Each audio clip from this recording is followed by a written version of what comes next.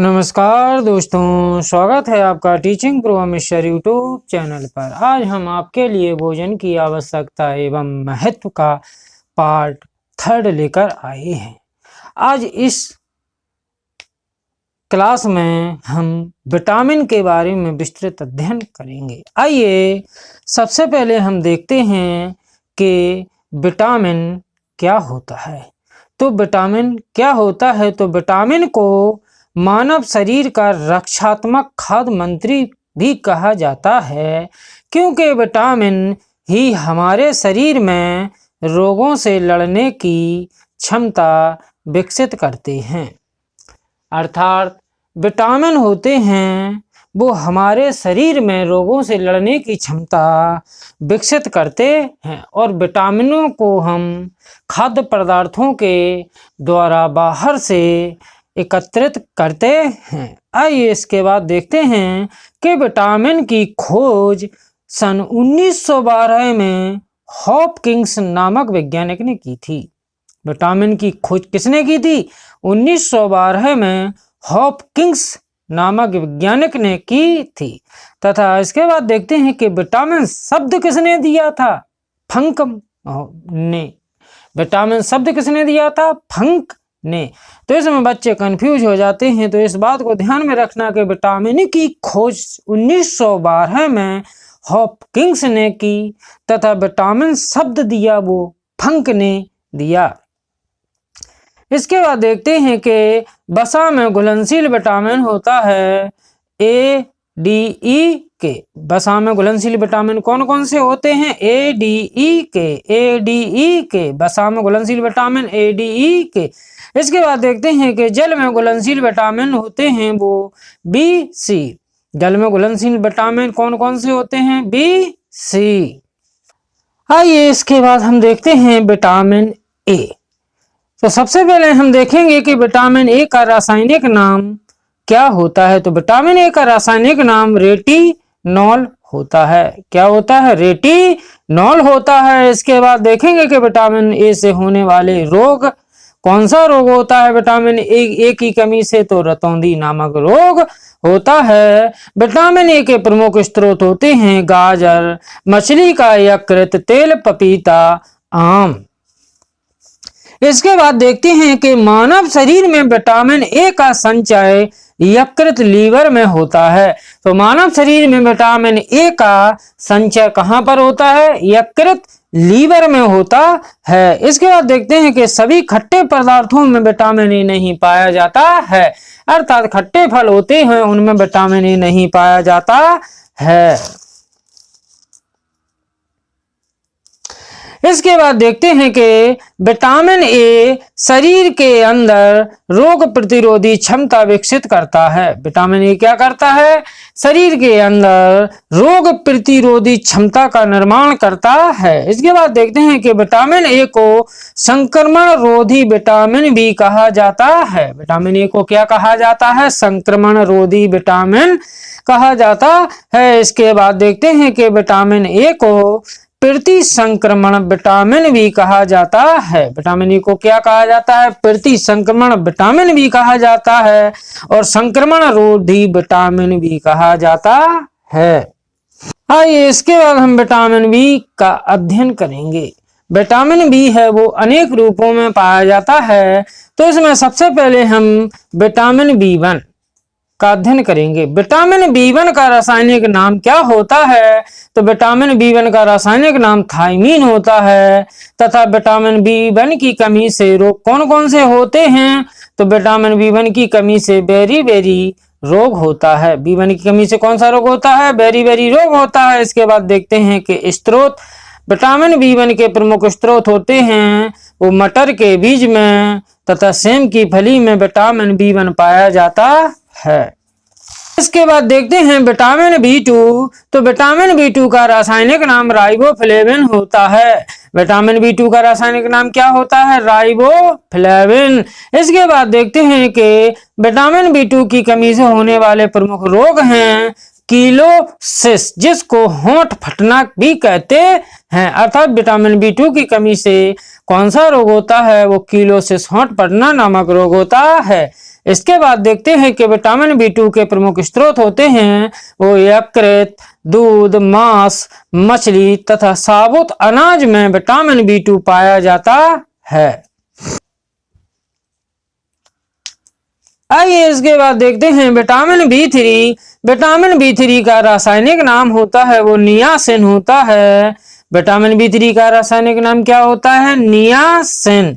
इसके बाद देखते हैं कि विटामिन B3 की कमी से होने वाले रोग हैं। इससे बाल सफेद हो जाते हैं और पहले ग्रह नामक बीमारी हो जाती है। तो विटामिन B3 की कमी से कौन सा रोग होता है? एक तो बाल सफेद हो जाते हैं और पहला ग्रह रोग होता है। इसके बाद देखते हैं कि विटामिन B3 के प्रमुख स्रोत होते हैं वो चावल की भूसी में विटामिन B3 पाया जाता है। शकरकंद, मांस, यकृत इत्यादि में विटामिन B3 पाया जाता है। आइए इसके बाद देखते हैं विटामिन B5। विटामिन B5 का रासायनिक नाम होता है वो पेंटोथेनिक अम्ल होता है। विटामिन B5 का रासायनिक नाम क्या होता है? पेंटोथेनिक अम्ल। इसके बाद देखते हैं कि विटामिन B5 की कमी से होने वाले रोग हैं वो डायरिया, डिमेशन या डर्मेटाइटिस। विटामिन B5 की कमी से कौन से रोग होते हैं? डायरिया, डिमेशन या डर्मेटाइटिस नामक रोग होते हैं।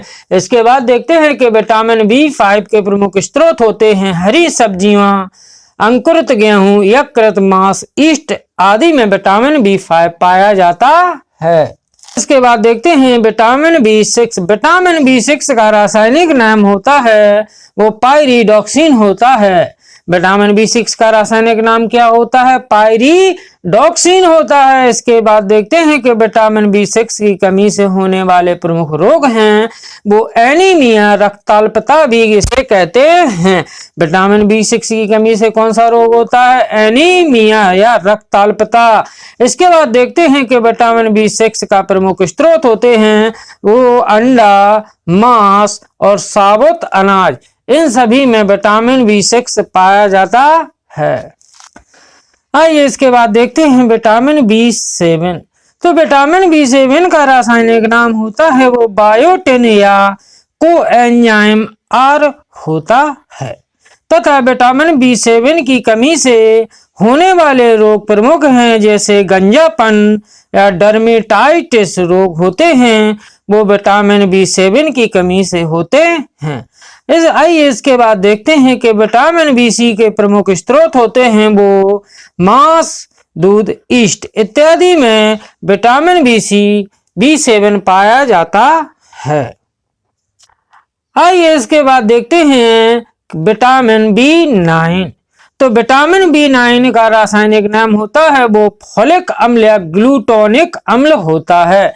विटामिन B9 का रासायनिक नाम क्या होता है? फोलिक अम्ल या ग्लूटोनिक अम्ल होता है। इस तथा विटामिन B9 की कमी से होने वाले प्रमुख रोग हैं वो अल्सर व छाले हो जाते हैं। इसके बाद देखते हैं कि विटामिन B9 के प्रमुख स्रोत होते हैं वो हरे पत्तेदार सब्जियां, सोयाबीन और यकृत इत्यादि में विटामिन B9 पाया जाता है। इसके बाद देखते हैं कि विटामिन B12। तो विटामिन B12 का रासायनिक नाम होता है वो साइनोकोबालामीन होता है। विटामिन B12 का रासायनिक नाम क्या होता है? साइनोकोबालामीन होता है। विटामिन B12 की कमी से होने वाले रोग है परनीसियस एनीमिया। विटामिन B12 की कमी से कौन सा रोग होता है? परनीसियस एनीमिया होता है तथा विटामिन B12 के प्रमुख स्रोत होते हैं वो यकृत, अंडा, दूध होते हैं। आइए इसके बाद देखते हैं कि विटामिन B12 में कोबाल्ट धातु पाई जाती है। विटामिन B12 में कौन सी धातु पाई जाती है? B12। इसके बाद देखते हैं कि विटामिन B12 होता है वो RBC का परिपक्वन करता है। RBC यानी रेड ब्लड कार्पल्स अर्थात लाल रक्त कणिकाओं का परिपक्वन भी विटामिन B12 करता है। इसके बाद देखते हैं कि मानव शरीर के अंदर विटामिन B12 का अवशोषण बड़ी आंत के कोलन भाग में होता है। मानव शरीर के अंदर विटामिन B12 का अवशोषण कहां पर होता है? बड़ी आंत के कोलन भाग में होता है। कहां पर होता है? बड़ी आंत के कोलन भाग में होता है। इसके बाद देखते हैं कि विटामिन B17 को एंटी कैंसर विटामिन कहते हैं। विटामिन B17 को क्या कहते हैं? एंटी कैंसर विटामिन कहते हैं। इसके बाद देखते हैं विटामिन सी। विटामिन सी का रासायनिक नाम होता है वो एस्कॉर्बिक अम्ल होता है। विटामिन सी का रासायनिक नाम क्या होता है? एस्कॉर्बिक अम्ल होता है। तथा विटामिन सी की कमी से होने वाले प्रमुख रोग हैं वो स्कर्वी तथा शीताद रोग होते हैं, वो विटामिन सी की कमी से होते हैं। आइए इसके बाद देखते हैं कि विटामिन सी के प्रमुख स्रोत। तो विटामिन सी के प्रमुख स्रोत हैं खट्टे पदार्थ, अर्थात सभी खट्टे पदार्थों में विटामिन सी पाया जाता है। आंवला में पाया जाता है, कच्चे आम में, टमाटर में, मिर्च में, अंडे में।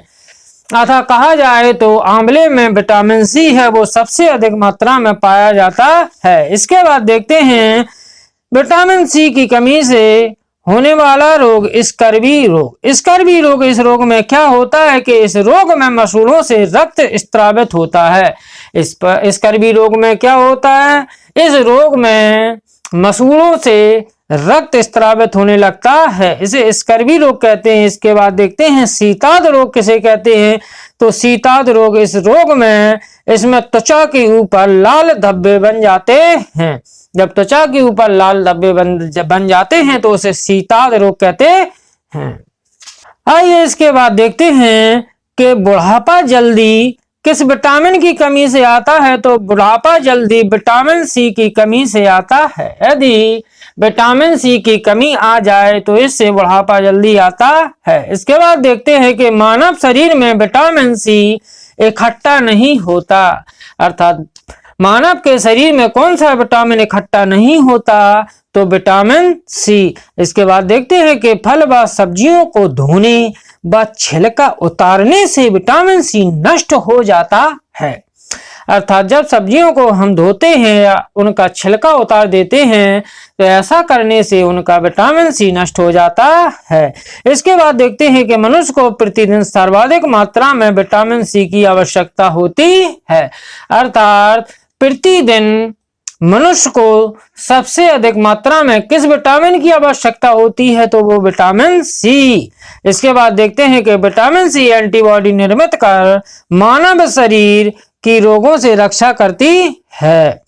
इसके बाद देखते हैं कि भोजन को पकाने, गर्म करने या मानव के मूत्र में विटामिन सी नष्ट हो जाता है। आइए इसके बाद देखते हैं कि दूध के अंदर विटामिन सी नहीं पाया जाता है, लेकिन भेड़, बकरी, ऊँटनी के दूध में विटामिन सी पाया जाता है। दूध के अंदर विटामिन सी नहीं पाया जाता है, लेकिन भेड़, बकरी, ऊँटनी के दूध में विटामिन सी पाया जाता है। आइए इसी प्रकार हम विटामिन डी में सबसे पहले देखेंगे कि विटामिन डी का रासायनिक नाम क्या होता है। तो विटामिन डी का रासायनिक नाम कैल्सीफेरॉल होता है। तथा विटामिन डी की कमी से प्रमुख रोग कौन कौन से होते हैं? तो विटामिन डी की कमी से रिकेटस होता है, टिटेनी रोग होता है और ऑस्टियोमलेशिया रोग होता है। इसके बाद देखते हैं कि विटामिन डी के प्रमुख स्रोत होते हैं वो सूर्य का प्रकाश, दूध, मछली, यकृत का तेल इत्यादि में विटामिन डी पाया जाता है। इसके बाद देखते हैं कि रिकेटस रोग क्या होता है। तो रिकेटस रोग में, इस रोग में बच्चों के हाथ व पैर दुबले पतले हो जाते हैं, जिसे बच्चों में सूखा रोग भी कहते हैं। जब भी रिकेटस रोग होता है तो इससे हाथ पर दुबले पतले हो जाते हैं बच्चों के, और जिसे बच्चों का सूखा रोग भी कहते हैं। इसके बाद देखते हैं कि ऑस्टियोमलेशिया रोग क्या होता है। तो ऑस्टियोमलेशिया रोग में इसमें हड्डियां कमजोर व मुलायम हो जाती हैं। इसके बाद देखते हैं कि टिटेनी रोग क्या होता है। तो टिटेनी रोग में मांसपेशियों में खिंचाव आ जाता है। इसके बाद देखते हैं कि विटामिन डी सर्वाधिक मात्रा में सूर्य के प्रकाश में पाया जाता है। विटामिन डी सबसे अधिक किसमें पाया जाता है? सूर्य के प्रकाश, अर्थात धूप में। इसके बाद देखते हैं कि विटामिन डी को सूर्य का विटामिन या धूप का विटामिन भी कहा जाता है। विटामिन डी को क्या कहा जाता है? सूर्य का विटामिन या धूप का विटामिन कहा जाता है। आइए इसके बाद देखते हैं कि अंडे के अंदर विटामिन डी नहीं पाया जाता है। आइए इसके बाद देखते हैं विटामिन ई। विटामिन ई का रासायनिक नाम होता है वो टोकोफेरॉल होता है। विटामिन ई का रासायनिक नाम क्या होता है? टोकोफेरॉल होता है।